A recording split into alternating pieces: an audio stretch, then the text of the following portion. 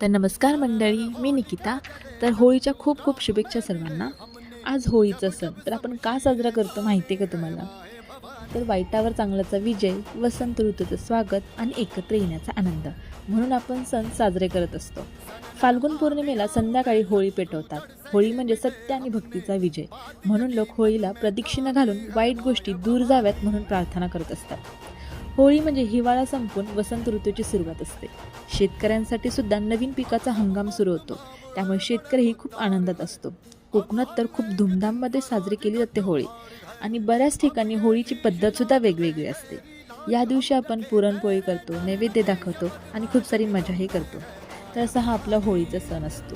आज मीही होळीसाठी पुरणपोळी केली होती आणि मी आय थिंक तिसरी टाईम असेल माझा पुरणपोळी बनवण्याचा, पण एकदम भारी मऊसूत पुरणपोळी झाली होती. आणि येस, आज पुरणपोळी, कटाची आमटी, भात असा बेत होता आणि खूप टेस्टी होता.